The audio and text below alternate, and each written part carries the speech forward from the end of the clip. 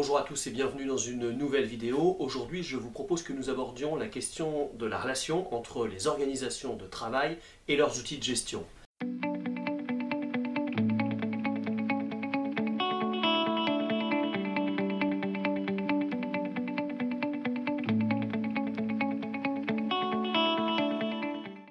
L'instrumentation des organisations de travail peut revêtir des formes extrêmement variées comme l'existence de chartes d'organisation particulières, l'existence de mesures comptables spécifiques, de procédures adaptées, de systèmes d'information.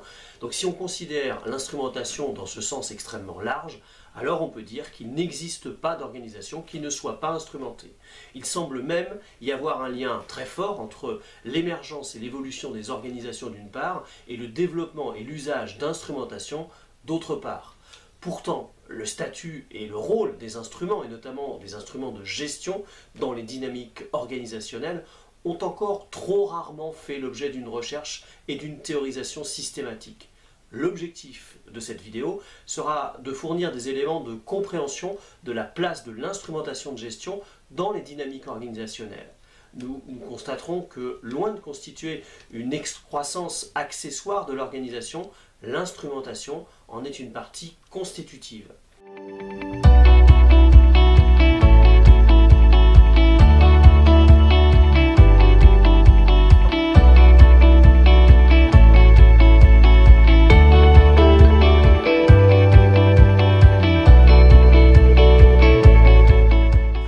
Dans une précédente vidéo, nous avons abordé la question du taylorisme. Nous avons vu le taylorisme comme une méthode de travail tirant son nom de l'ingénieur américain Frederick Taylor. Cette méthode développe une conception très particulière de la notion d'instrument et d'outil de gestion. Elle repose sur une vision du travail en tâches simples, répétitives, individuellement optimisées et sur le paiement des employés au rendement. Frederick Taylor a rencontré un écho important dans la sidérurgie, notamment. Sa méthode est formalisée dans son ouvrage « La direction scientifique des entreprises » paru en 1911 dans sa version originale américaine. L'organisation du travail préconisée par Taylor repose en fait sur une double division du travail. D'abord la division horizontale. Cette division consiste en une décomposition du processus de production en une suite de tâches simples confiées chacune à un ouvrier spécialisé. Et puis il y a aussi la division verticale. Cette division correspond à une stricte distinction entre les tâches de conception du travail et celles d'exécution du travail. Les ingénieurs pensent le travail, les ouvriers l'exécutent en suivant les instructions et la formation que les ingénieurs leur fournissent. La mission des ingénieurs consiste à identifier la manière la plus efficace de découper le travail, ils chronomètrent chaque mouvement élémentaire et ils suppriment les temps inutiles.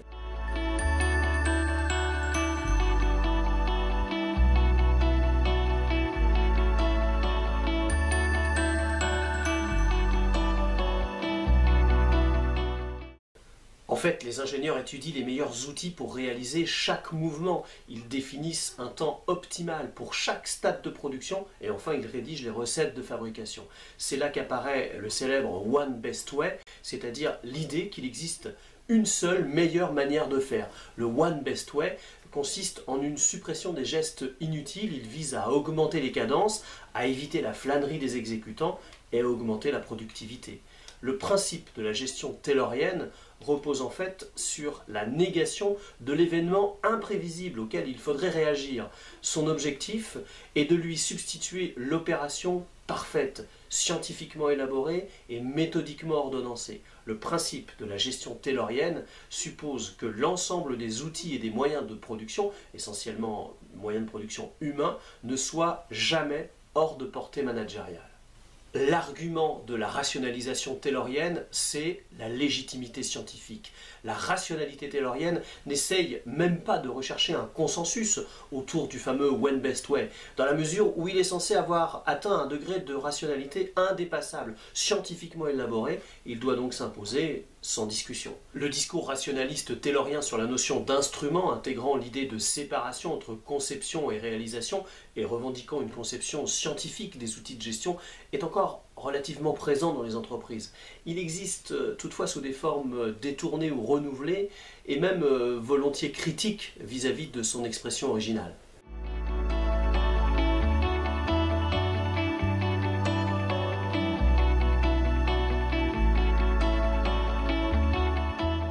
La rationalité objective qui sous-tend le discours taylorien est celle de l'ingénieur, de l'expert déshumanisé qui applique une logique d'action en dehors de toute conscience morale et, en apparence du moins, en dehors de toute réflexion politique.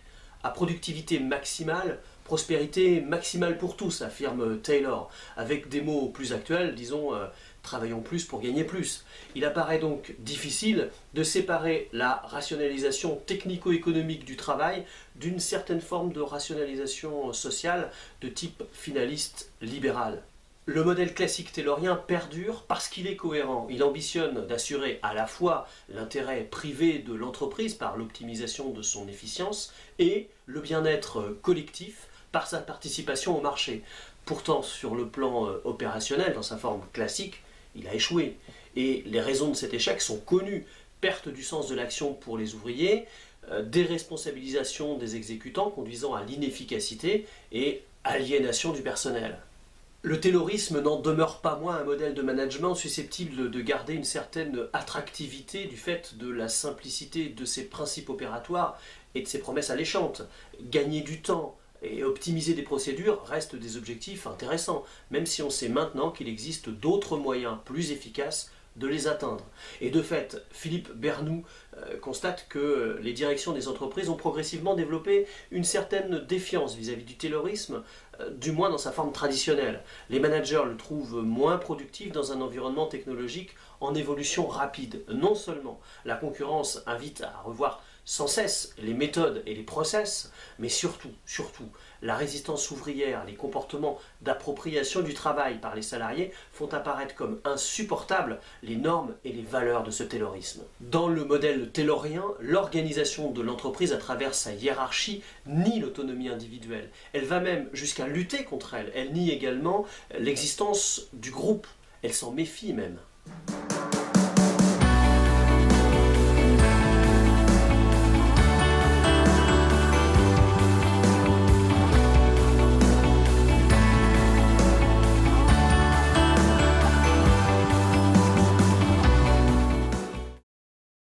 Les outils de gestion prennent des formes extrêmement variées, des progiciels de gestion intégrés aux outils les plus informels comme les récompenses symboliques ou les contrats implicites, en passant par la disposition des lieux, ils structurent et cadencent une part importante de la dynamique des organisations.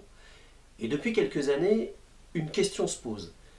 L'arrivée des nouveaux outils de gestion a-t-elle tendance à renforcer les systèmes de domination existants? Est-ce qu'elle contribue à supprimer les marges de liberté?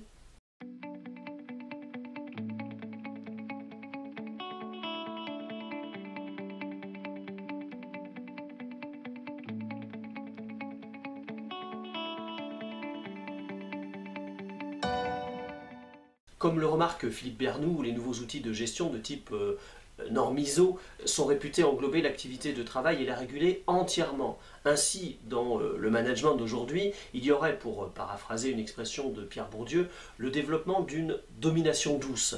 Cette domination douce contraindrait de plus en plus les individus et les groupes. L'observation attentive de la mise en place d'un outil de gestion montre que les choses ne sont évidemment pas si simples. L'autonomie du salarié ou de l'ouvrier, sa capacité de résistance et de transformation de l'outil demeure. Avec le développement chaque jour plus abouti de l'informatisation des activités, de nouvelles formes de rationalisation du travail apparaissent. Eh bien, on constate que lorsqu'elles sont appliquées dans un secteur traditionnel de fabrication, ces nouvelles formes de rationalisation suscitent un déplacement des formes traditionnelles de résistance. La résistance ne disparaît pas, elle se transforme.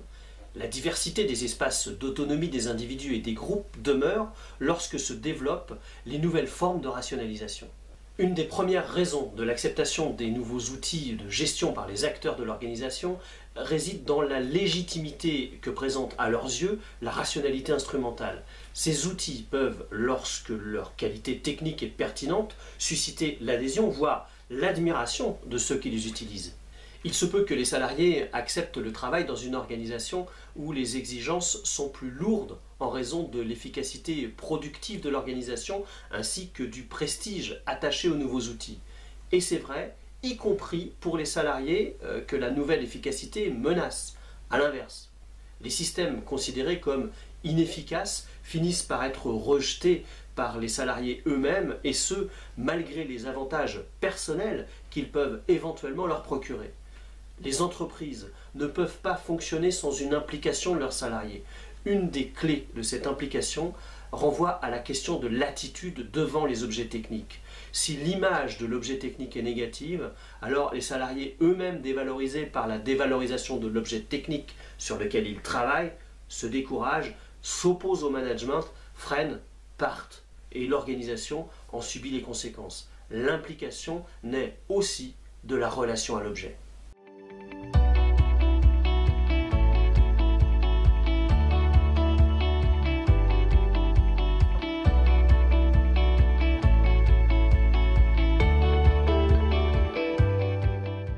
Les technologies de l'information et de la communication, les TIC, connaissent aujourd'hui un développement accéléré dans la production comme dans les services. En plus des nouvelles activités dont elles sont porteuses, les TIC constituent un facteur d'évolution des rapports sociaux dans les organisations.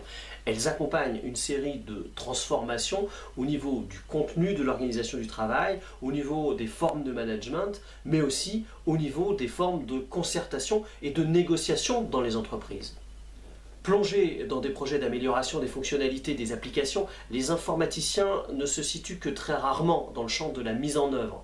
Lorsque des outils sont en place, il subsiste toujours un écart entre les fonctionnalités potentielles des outils et les fonctionnalités réellement maîtrisées et mises en œuvre par les utilisateurs.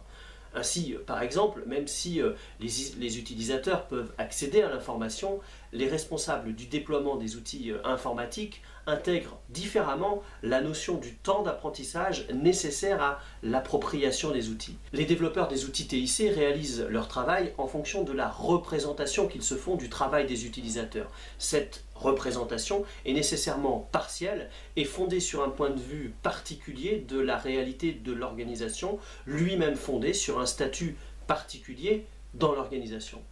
Il en résulte un nécessaire décalage dans la vision de la fonctionnalité des outils dans le contexte de travail. La question est la même que dans les projets de conception technique des machines ou d'équipements industriels. Les choix de conception peuvent être jugés inadaptés aux situations réelles de travail par leurs utilisateurs parce que fondés sur des points de vue différents de l'organisation, de son fonctionnement et de ses finalités. Exploiter le potentiel des outils TIC pour améliorer la performance implique nécessairement une certaine évolution des méthodes de travail. L'émergence d'usages est toujours un processus d'innovation alliant conjointement organisation du travail et fonctionnalité des outils utilisés. On observe des situations très contrastées suivant les entreprises. Dans certaines entreprises, avec des outils rudimentaires en réseau, comme par exemple l'existence de fichiers partagés sur un serveur, de messagerie, de logiciels de gestion de production, eh bien, on observe des usages avancés. Et les utilisateurs sont alors très volontaires et demandeurs des outils TIC. Mais les améliorations observées tiennent plus aux formes de travail mises en œuvre qu'aux outils eux-mêmes. Dans d'autres cas, malgré des efforts importants pour déployer des outils TIC assez avancés, comme le développement d'un intranet performant ou d'autres outils d'accès à des bases d'informations partagées, les résultats ne sont pas toujours à la hauteur des espérances des promoteurs de ces outils, ni des technologies utilisées. Soit les utilisateurs s'interrogent sur ce qu'ils pourraient bien faire des outils, soit l'utilisation qui en est faite reste très instrumentale, c'est-à-dire que les méthodes de travail change peu pour profiter des potentialités des outils. Alors qu'est-ce qui se passe? Qu'est-ce qui fait la différence? Une observation menée par Denis Bérard fait apparaître que les usages des TIC se développent de façon plus ou moins rapide selon les entreprises. Et certains facteurs semblent conditionner le développement des usages des TIC et leur appropriation par les utilisateurs. C'est d'abord le contexte organisationnel et le management. Ensuite, les compétences des utilisateurs et la représentation qu'ils entretiennent de leur métier. C'est aussi la nature des outils TIC et c'est enfin la nature des relations entre les concepteurs et les utilisateurs. Dans certains cas, l'utilisation des TIC interroge certaines catégories d'acteurs de l'organisation qui voient leur travail évoluer dans un sens qui leur semble en contradiction avec leurs objectifs professionnels. Les TIC leur apparaissent en contradiction avec ce qui leur semble être de nature à bien faire leur travail. Dans ces conditions, les outils TIC perçus comme contradictoires avec les repères professionnels des salariés entraînent une réticence. Ils sont alors utilisés à minima ou négligés. Dans d'autres cas, ces outils sont mieux acceptés parce qu'ils s'inscrivent dans une logique cohérente avec le sens dans lequel les salariés souhaitent orienter leur travail. Cette différence de représentation du travail qui constitue un facteur d'appropriation des TIC explique également, dans certains cas, le clivage dans l'entreprise entre les acteurs jugés moteurs et ceux qui freinent. Les outils TIC qui sont mis en place sous-entendent un modèle de fonctionnement implicite. Ce modèle implicite, véhiculé par les TIC, repose sur un certain nombre de points. D'abord, une certaine autonomie dans la prise de décision. Ensuite, une pratique de la coopération. Et enfin, le partage d'informations. Mais attention, la mise en place des TIC ne suffit pas à elle seule pour autant à induire des changements dans ce sens. Les TIC se développent aussi dans des organisations de travail qui n'intègrent pas ou peu ces modèles de fonctionnement. Ces organisations de travail mettent alors en place des règles et des procédures visant à garantir le modèle de fonctionnement souhaité. La possibilité pour les utilisateurs de développer directement des utilisations spécifiques à leurs besoins en s'appuyant sur les outils à disposition favorise des usages nouveaux. Les usages les plus innovants résultent le plus souvent d'un processus itératif consistant en un aménagement ou un bricolage des outils par les utilisateurs eux-mêmes. Mais pour obtenir ce résultat, il faut trouver le bon compromis entre centralisation et décentralisation des outils informatiques, entre cohérence d'ensemble et malléabilité des outils. Les usages innovants émergent souvent des services opérationnels à l'insu des décideurs et des informaticiens. Ce sont des personnels de terrain qui innovent et font usage des outils à disposition au-delà de ce pourquoi ces mêmes outils ont été introduits. Ils s'approprient les outils de manière inattendue et ils en détournent les usages institués.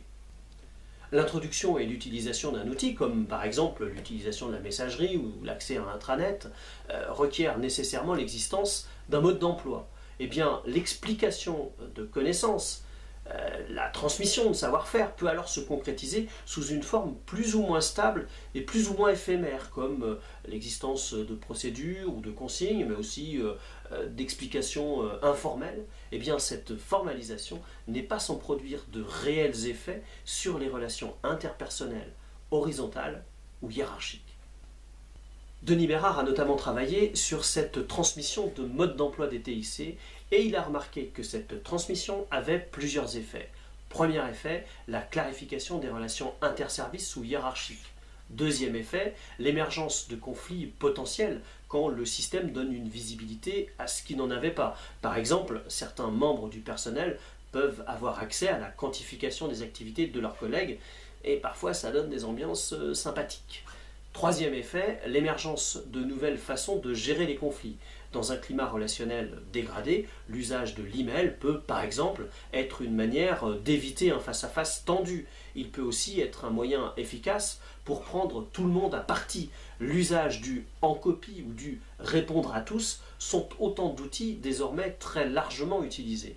Dans ces situations, l'outil fait écran et fait apparaître de nouveaux modèles de relations sociales qui auraient été inconcevables avant l'arrivée de l'outil. L'arrivée de l'outil TIC bouscule aussi l'équilibre ancien des compétences. Sur cet aspect, on peut constater plusieurs éléments importants. Premier élément, le renforcement de compétences traditionnelles. Les entreprises qui intègrent les TIC dans une stratégie dynamique sont contraintes à plus ou moins court terme de renforcer leurs compétences actuelles dans plusieurs domaines. La maîtrise de la bureautique et de l'informatique, la maîtrise des langues étrangères, en particulier l'anglais, la veille technologique, etc. Deuxième élément, l'acquisition de nouvelles compétences et l'émergence de nouveaux métiers.